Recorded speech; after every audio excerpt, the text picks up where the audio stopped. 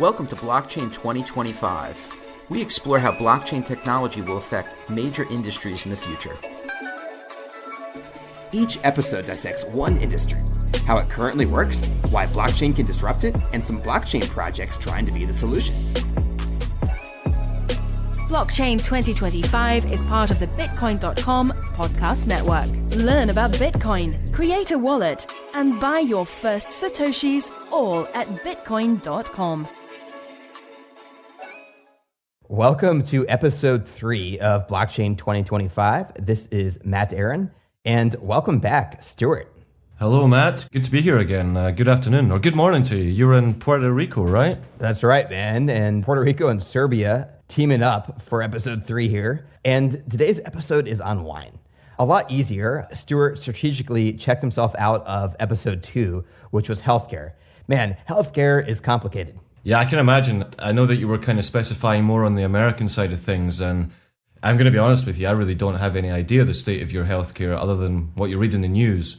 So it was much better to get a kind of industry-based expert on there, I think. And actually, our token sale opened at the same day, so I was kind of out of action. So I apologize for that, and I'm glad to be back for wine. Yeah, you came back for an easier show. And we want to cover a variety of industries because the goal of this show is to paint the picture for blockchain and see some possibilities of how it may affect the future. And healthcare is a very important one that I think everyone should listen to, but we also need lighter ones. And that's where I think wine comes in, man. And I actually poured some young Chilean wine, not great wine by any means, and drinking a glass, even though it's 9 a.m., just, I heard it endorse him. And, yeah, and drinking a glass in the spirit doesn't taste great, but got some vino open early in the a.m. What better way to start your day? Wine in your cornflakes. I advise it to all. Yeah, and they say that red wine, which is the only thing I drink, has some health benefits. At least that's what they say, right? At least if you drink in moderation. You know, they talk about resveratrol, et cetera, et cetera. I'm not sure if there's any benefits in red wine that you can't get from grapes, but it sounds good at least. Yeah, I mean, if the industry experts and the doctors are advising you to have 2 or 3 a week, then you should probably listen to them. Yeah, for sure. And listeners, don't worry. This is not about wine tasting. It would be a pretty crappy show because Stuart and I are not wine connoisseurs, but we researched and talked to people in the industry, and Stuart knows a lot about blockchain technology, and we talked to 2 projects that are in it, especially VinX, who I want to thank so much for helping us out on this episode. Yeah, thanks to Jacob, who is the CEO of VinX. Yes, it's not about wine tasting, which is pretty important because I have to admit, I'm no sommelier. I'm a bit of a Luddite when it comes to wine. Scotland doesn't have the greatest historical sort of links to winemaking, although we do have a very famous wine, and I say that in quotes, called Buckfast, which I can go into a little bit. It's basically Buckfast tonic wine. It's not really a tonic, nor is it really a wine. It goes by a number of names, such as Wreck the Hoose Juice, Commotion Lotion, Tonic, and The Wine. So as you can see, in Scotland, sometimes you can say to someone, I'm going to get a bottle of wine. And that doesn't mean you're getting some sort of fine Chardonnay or, Bordeaux Grand Cru. It means you're getting a bottle of tonic, Buckfast, which is made by monks in Devon and mostly consumed in a very small triangle in Scotland called the Buckfast Triangle, which is mostly around Glasgow. Okay, wow. The Commotion Lotion. What a name for wine. Yeah, it's more of the sort of colloquialisms. Wreck the Hoose Juice is a good one. Also, yeah, it's fairly potent stuff. You could refer to it as rocket fuel, but it is sold as wine, and it's actually one of the most popular drinks in Scotland, which is kind of saddening, but it's fun. It's really fun. I have to say, it's an amazing drink, despite being mostly consumed by what we call as NEDs, non-educated delinquents. So I guess you can put me in that category as well, because I'm a big fan of Buckfast. So I apologise for that. Can you find Buckfast in other countries outside of the UK? No, I'm not really sure you can. I have had it sent here before to quell my withdrawal symptoms, but it's actually this really crazy wine that kind of, it's like it's like a narcotic almost, and it's actually the cause of most violent crime in Scotland is by people who have been consuming Buckfast, and more often than not, the bottle is actually the weapon. So you can often hear in defence cases in Scotland, the Bucky made me do it, as a slightly aggrieved defendant tries to get out of his violent assault case. So yeah, terrible stuff, but it should be tried by everyone once. So I guess I'm lucky because the United States has wine from California, right? And Jess Jackson of the Kendall Jackson Winery was one of the pioneers, and taking actually, whiskey barrels and going for a high quality but affordably priced wine. He took California, used to be something like Buckfast in the 80s.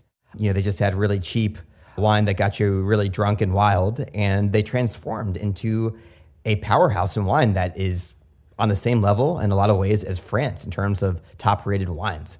So the US has made a transformation, and it's all thanks to California. Yeah, I've seen in California and Oregon also as well. These areas are starting to really increase in grape production and also wine production in general. So yeah, I think the US is starting to become quite a major player after your kind of Italy and France, which I think are still the two main producers by quite a large margin. For sure. And Stuart, let's move into the traditional wine markets. How does it work? Well, with my experience in international trade with food and produce and superfoods from South America to the United States, I know a couple things, and I've also talked to some wine exporters. Here's the thing. With wine, you have the Vineyard, who will probably export directly, or they may consolidate with a wine exporter from the country of origin, right? One of two options. Then it gets sent in a container, and then it gets to the United States or Europe or wherever it's going to be sold. And then you have the importer. The importer then sells to the distributor. In a lot of cases, the distributor will sell to the regional distributor. The regional distributor will sell to the stores, and then finally, the customers. It's a long supply chain. Yeah, it seems a little bit archaic in this current, technologically backed world. But wine is very much, as you say, it's about the experience as well. And we still use these older models, and the majority of wine sales now are straight to consumer via wine tastings, for example. We have a very small amount of online wine sales. I think it's less than 4% is sold online globally. So we can see by that it's very much the physical, tangible asset of wine, the tasting, the experience is quite important here. Sure. And by straight to consumer, you don't mean directly from the vineyard to the consumer, which we'll talk about later, meaning just people buying them in stores and in person. Absolutely, yeah. Right. And like you mentioned, wine is a very romantic beverage. It's got a history. It's at least 6,000 years old. And a trend in specialty and organic and health food and drink is that people want to have more contact with their food and beverage producers. So I think there's a big opportunity here. But Stuart, what other problems or, what else is going on in today's wine industry? Well, actually, from researching in the past week or so, one of the main things that's come up, and it's come up across the board, I didn't actually ever really consider it, but it's the huge amount of counterfeiting that is in the sort of higher quality wine market. I didn't really consider that wine would be one of these commodities that was so faked, but apparently so. Up to 20% of the higher quality wines are actually counterfeits. And I think as we move through the program and we get onto the blockchain side of things, this is really where one of the main issues is that can be solved by blockchain, this massive amount of counterfeiting of higher quality, the more premium wines. I don't think anyone's maybe spending their assets to counterfeit the less than $9 markets, but for the $100 plus, the $100,000 market or the $10,000 market of wines, this is a huge problem. Yeah, and again, it goes back to the experts, right? It's very hard to taste things, right, and be accurate. It reminds me of a great short story by Roald Dahl called Taste. Roald Dahl is a very famous American author, if you don't know Stuart, and he's written a lot of children's books, but some of his short stories are great too. And in Taste, I grew up on Dahl. I do know many of his stories. The Peach, James and the Giant Peach was a classic. The Witches was great, yeah. Oh man, so you're there. Okay. Sorry, man, that was a little anti-Scottish sentiment there. I take it back. That's quite okay. But yeah, man. The story is great because this wine expert goes to have dinner with his friend and his daughter. And the wine connoisseur likes to bet on what wine's being served, but he's supremely interested in this guy's daughter. Why not make that happen to a man? Yeah, but when the second bottle of the night comes out, the wine connoisseur basically makes a bet saying, if I can guess where this wine is from, you'll agree to let your daughter marry me. And it just makes fun of the whole wine connoisseur, the food critic, the food expert thing, but great story. We'll link to it on the show notes at Bitcoin.com/podcast. We'll also link to Buckfast tonic or Buckfast wine. Don't do it. It's not safe. Do not link this to anyone. It's not safe. Yeah, maybe not. But you mentioned about the experience, right? And another key stat here is we talked about the supply chain. 2/3 of the revenue goes into the distribution chain. And you can say roughly for a vineyard, the price that they sell to the importer will be about half of the final sale price. And I realize, there's transportation costs and logistics and so forth, but there's ways to make things a lot cheaper. A lot cheaper and a lot more sort of trust-backed, immutability as well. You don't really know. It's one of these fields, agriculture in general, but winemaking, do you really know where it's come from? And if you do, how can you check? That's part of the issue here. But yeah, of course, I was listening to Jacob from VinX speaking, and actually he owns a winery. I think it's called Jezreel Winery.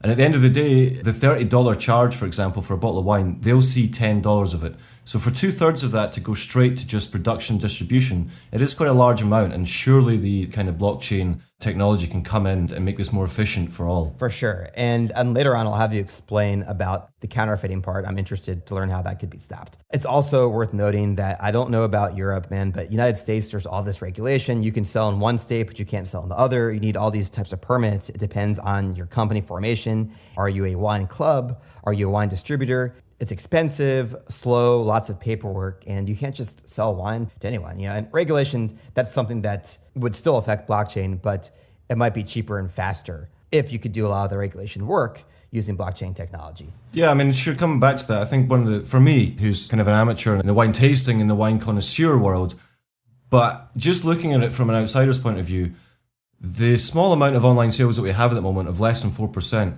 it's a little bit different. Everyone talks of the Amazon effect, this effect of online, everyone moving online to make their sales more, their profit margins higher or make their potential customer base larger. But wine's one of these things that, as you say, it's about the experience. If you buy a bag from Amazon or you buy a pair of shoes, maybe you don't like it, maybe it's not the right size, you can send them back. But with wine, it's very much, once you bought it and you open it, it's over. You're never going to see any sort of return on that. It's a very personal type of experience. And that ties in with the whole chain of production as well. At the end of this, you're getting this bottle that's been in production for years, from the grapes to being harvested to being grown. All these type of things are coming along in a 2 to 3 year period. The disruption in that sort of chain is difficult. For sure. I'd also like to touch on who's consuming it, right? In the United States, the Generation X cohort will surpass the baby boomers by 2021 as the largest fine wine consumer demographic.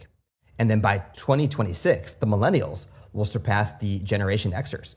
And it's worth noting that millennials and part of Generation X, they're moving away from the very high-priced wines. And you see this in the food industry, Stuart, is people are looking for unique, authentic brands that are not, I'd say, a cheap price point, but an affordable premium price point. And that looks like it's going to continue for the near to foreseeable future. Yeah, demand at the moment, I actually watched, I think it's the Silicon Valley Bank yearly state of the wine industry review. I thought it was going to be extremely dry and boring, but it turns out that it was actually quite interesting and quite fun. But yeah, just to quote what they say about the demand is, retiring baby boomers and frugal millennials drive a rotation of consumer preferences. Premiumization will continue, but softening is likely on the luxury end for wineries without strong brands.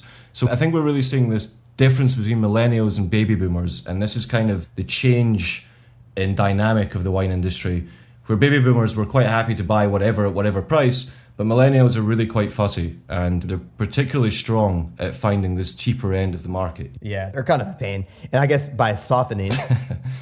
We are millennials, aren't we? Yeah, I'm like the tail end, but I think so. I don't really like being classified as one group because it's not like we're a homogenous group. We have quite different opinions and interests within this cohort. Look, man, you and me, we're like some weird Bitcoin guys, anti-banks, Absolutely. Anti-establishment, right? I don't think we're the typical millennial by any means. And listen, man, the research for this episode was fantastic, and that's all credit to Stuart, our reluctant expert here, because the Scots are very humble, unlike the Americans. But Stuart knows his stuff, man. You had a really interesting quote here in our show notes on corks. Tell us about wine corks. Yeah, I appreciate the kind remarks there, and I didn't actually have any idea, but corks are as unique as a snowflake. And it's actually one of the ways you can thumbprint a bottle, and you can sort of create a supply chain to guarantee that it is what it says it is via the cork. Now, I don't know the ins and outs of how you do this, but there are companies who basically specify it in just this. So yeah, much like in diamonds, for example, where you can digitally fingerprint a diamond and continue that throughout its whole life. Corks apparently are able to do this for wine, which is fascinating. So when it comes to counterfeit, you're saying that tracking the cork, you can tell if the wine's been opened and if the bottle's been replaced. So if you can track the origin of the cork, right, saying if you know the location of the winery, right, of the exact GPS location of the winery, and you can follow it on the chain, could you also tell if the cork's been changed out? Well, I suppose this is something we'll get into a little bit further later when we get to the blockchain section of the show. But if you know the cork which was put in by the creator, by the winery at the very beginning, that cork will stay there until the bottle is drunk. And if it isn't, then something has been tampered with, or it's maybe not what it says it is. I guess the cork's almost like it's kind of private, it's public key. It's like it's encryption of the bottle in some way. Because it's so unique, they're impossible to copy. So, yeah, quite fascinating. And I guess this is actually moving into the whole commodities industry, not just wine, but we're seeing provenance of commodities on blockchain, provenance of art, for example. There's another company called Art Pro who I advise with and I help with, and that's exactly what they're doing. They're doing provenance of art using the same types of fingerprinting techniques as the cork for wine. This is kind of where we're moving forward in trying to break down the counterfeit markets. Gotcha. And for Americans listening that don't have as good vocabulary as Stuart, provenance is just the place of origin? Place of origin, exactly, yeah. Yeah. And Stuart, I'm going to finish this wine thought here. So basically, you can track the location of the cork. Let's say you get to some warehouse somewhere. How could you tell that, the cork's in the same place? How could you tell that the cork hasn't, if there's a way to take off, I don't know if this is possible. Are there ways to take off the cork, pour out the wine, pour back the wine in, and put the same cork in without anyone being able to tell the difference? I guess we're speculating on this, but I suppose there probably is in that respect. There's other methods that are used also, including the labels. Labels are also fingerprintable. I assume they can be copied, but these are some of the methods used today to stop counterfeiting. The cork, the labels, the bottle, and also the color. There's certain techniques which can be used to see the color of a wine. So if you were to do what you said and replace it with let's say a really poor quality wine, the chances of the color being exactly the same when put through these machines and techniques is low. So there's more than just the cork, but the cork is an interesting one because it's much like a fingerprint or DNA. It's basically unique. So I think from the supply chain, it's really up to the people who are making the wine, growing it, and also bottling it to secure that side of things. For sure. But the color, right? You'd have to open a bottle of wine and test that. Some people don't want to open up a $180 bottle of wine and run the test on that. But there's a way to, let's say, the distance between the label and the cork should remain unchanged, right? Because if you uncork it, that means you're going to change the distance, right? That should always be a fixed distance, the distance between the cork and the label itself until the bottle's opened. So if you can ensure the point of origin and the provenance, even with some weird techniques of replacing the liquid, somehow removing and putting the cork back in, which I don't think is easy to do, but I'm not saying there's no way to do it. That might be another way to prevent fraud. Yeah, also I think the top of the cork is probably its key attribute. You can tell, I think you can probably tell if a bottle has been opened also by how the cork is sitting at the top. You would be able to tell because to pull a cork out, you obviously have to have a corkscrew, right? So if you've destroyed the initial cork by pulling it out with a corkscrew or something similar, it's going to be kind of obvious. So I think the fingerprinting probably starts at the top of the cork down. So the corks all have their sort of patterns and they're very particular. So how would you take a cork out without destroying it? And if people can do that, then Yeah, I'm just thinking of some just crazy machine that could do that, but I may be off there. Could suck it out, but that may not be possible. I don't know. That's possible. I just think when it comes to fraud, people and companies are very ingenious in how they commit fraud. But yeah, let's move on to the second part of the show. Stuart, how can blockchain disrupt the wine industry? I think the main point here is really what we've been discussing, and that's the provenance. Blockchain is a very valuable method of record keeping, which can also be tied in nowadays with things like sensors. I was actually looking at a vinery which has installed a live stream and certain sensors in its actual, on the ground, on the land. So you can go and see that, you can go and watch the grapes live. It sounds like watching paint dry, obviously, but you could go and watch the grapes live. You can see them as they're growing, and you can also interact with the sensors and find out that they're in a good condition. Is the humidity correct? Are they being watered properly? Is the temperature, is the soil acidity correct? So now we're moving into an era where you can actually check that. So that's pretty interesting, and I think blockchain is really going to come in here to be able to create provenance or proof of origin. There's many companies doing this throughout the agricultural industry, And yeah, we'll get into a few of them in a second, but this is really where we're going to see disruption. As we mentioned earlier, so you can't make wine come through the blockchain. You can't actually physically get it in your house by buying it for Bitcoin. It comes through your internet. That's never going to happen. So we're not going to see the physical production of wine change, but we are going to see the way that it's distributed, where it came from, and the proof of that origin, which is really important for people. For sure. So you mentioned point of origin, and then just agricultural techniques using, we'll say, Internet of Things with the blockchain, right? By Internet of Things, I just mean the smart sensors that can check on the temperature, humidity, GPS location, and just tell us information and provide transparency, which we always talk about. Yeah, it's basically transparency is the key here. I think you're right with it. Can I prove that this $300 bottle of wine came from where they said it is? And I think that's where blockchain is going to change things. Agreed. And as well as the supply chain and just maybe getting more direct to consumer. But Stuart, and I'm going to challenge you here, man, because this is complicated stuff, but in layman's terms, tell us what VeChain, I'll say briefly, it's a blockchain startup built for the supply chain, right? It's like a blockchain for supply chain and international trade. I believe that's correct, right, Stuart? Yeah, that's basically what they're doing. Okay. There's a number of companies, but that's basically what they're doing, yeah. Cool. So tell us some examples of winemakers using VeChain. So VeChain have created a blockchain application called My Story. And what it boils down to is a QR code that's incorporated into the label of each bottle. And the end user, the consumer, can just scan this. And what the My Story blockchain app does is creates this chain from beginning to end, which is immutable, because this is one of the key things with blockchain. So immutability, which basically means that the information cannot be changed. So that's the key point here to prevent this fraud and also to guarantee the consumer that it is what it is, immutability. The proof of where this has come from. So yeah, basically My Story is this, and it comes down to just being able to scan a QR code, and on that app on your phone, you'll be able to see the track of where it's come from, who made it, when it arrived, who imported it. I love it. So that's what happens with food, right? So all of that information we talked about, the sensors, the point of origin, connects with a QR code on the label of the bottle. That's where it all comes together. Yeah, and there's quite a number of blockchain tech companies who are in this field. One of them called Origin Trail, who are actually in my region. They're in Serbia, they're in the Balkans, they're in Slovenia, and they do the same thing, but for the whole agro industry. So in a supermarket, you could, in theory, go and scan the barcode of your chicken or of your carrots or anything that's in the supermarket, and you will be able to see the origin trail, the provenance of that product. I'm pretty sure this is where we're going to go in the future. It's what users want. I would like that. There's nothing more annoying than when you go in and you check the price of your organic chicken. And, it's 30% more expensive than your average normal battery-fed hens. But do you really know that? How can you be sure? This is just a piece of meat in front of me. How can I ever believe that this chicken was fed and had a nice life before it came to my plate?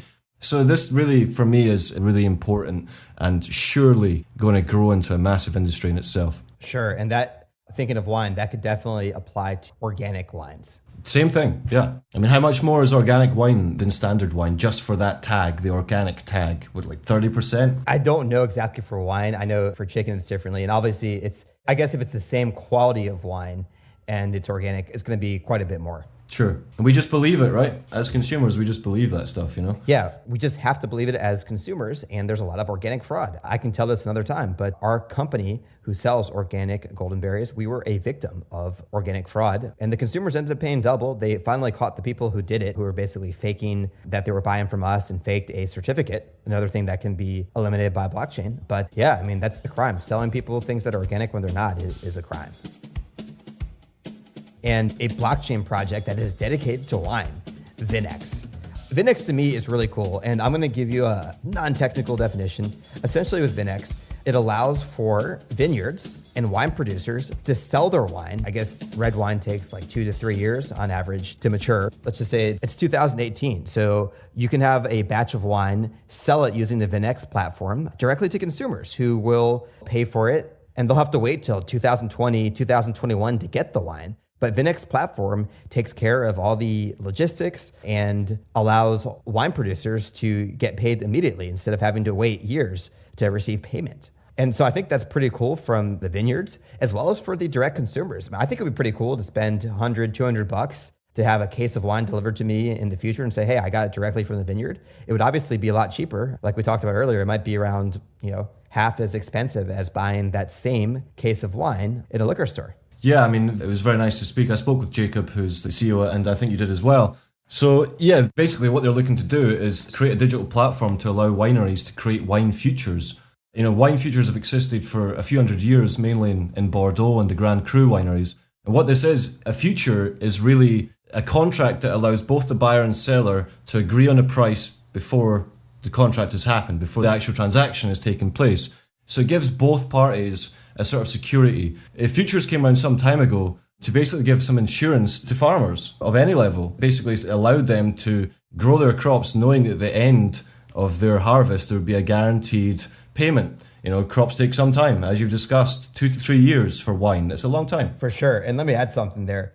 Yeah, there are futures for some agricultural products, like you don't have futures for salt, but wheat, corn, and soy. One thing that's worth noting is that it works very well for commodities. And I would say wheat, corn, and soy, traditional wheat, corn, and soy are commodities. Yeah. Whereas wine, like we talked about, they're usually different types of wines. It's not a standardized, red wine future. So it's a little bit more difficult, which is why VinX is here. Absolutely. Yeah. It's good that you broke that down. So it is really about allowing smaller wineries as well, because there are significant startup costs to creating a vinery or any type of large scale or small scale wine production. So if you're going to go down that route, you have to have some sort of security as a winery that you're going to be able to make it to market and provide the actual bottles of wine for your customers. And this VinX is one of these solutions.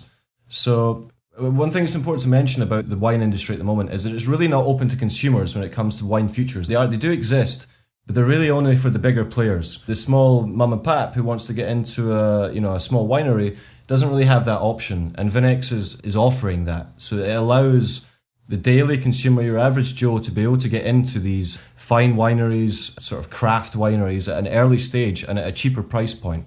VinX actually have something called KYW, Know Your Winery. I think it's a great idea, allowing them to kind of vet and certify the wineries on offer and the quality of those that are taking part in their system. I think they're up to about 100 now. They're looking to launch with about 100 or so. So there's certainly interest there. For sure. And then they have one token called the VinX Reserve. You use this token to purchase these wine futures. And the cool thing is maybe you buy the VinX token at a certain price.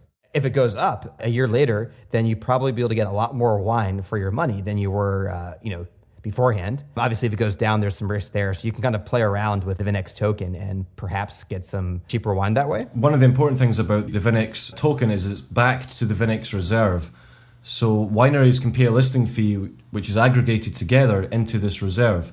So you would hope that the token will actually perform as the reserve. Wine is an appreciating commodity in many respects. It's one of these things that you can hold on to for years, especially the expensive premium markets.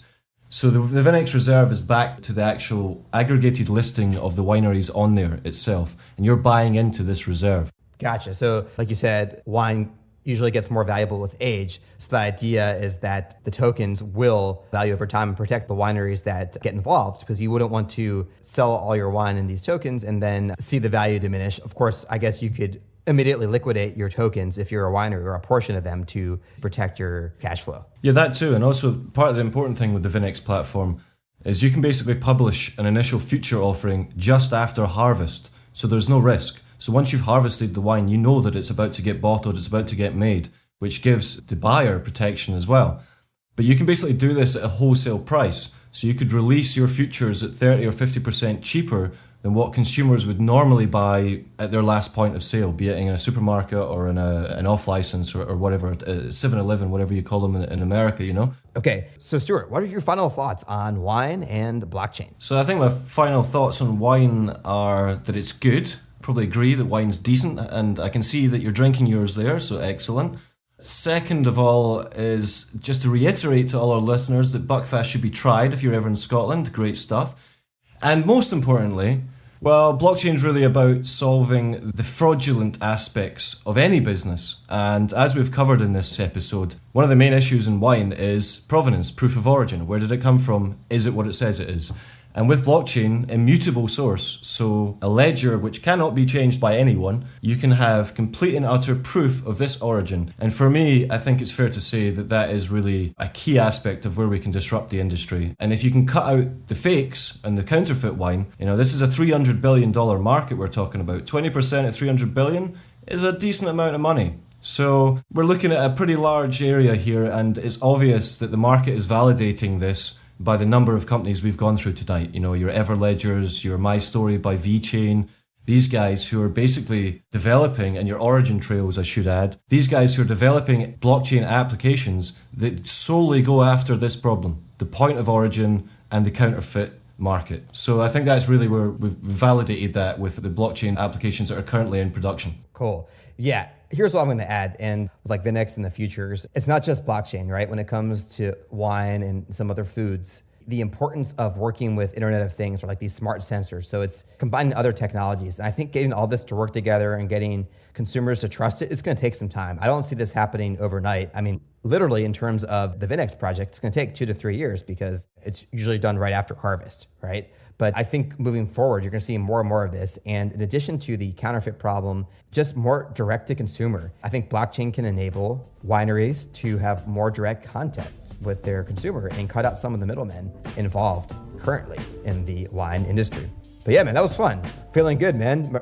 First glass of wine. I might have another one. We're actually about to go rent a car and drive around the island. So I'm gonna have to let my buddy know that I can't drive, man. But it was worth it, man. This is a good episode. Next week is gonna be maybe even more interesting. What is our next episode? Okay, so next week we're going to be discussing the black markets and how blockchain tech has come in and created these illicit marketplaces where basically anything can be purchased using cryptocurrency. Sounds great, man. Well, looking forward to it. And listeners, please subscribe on iTunes, leave a review.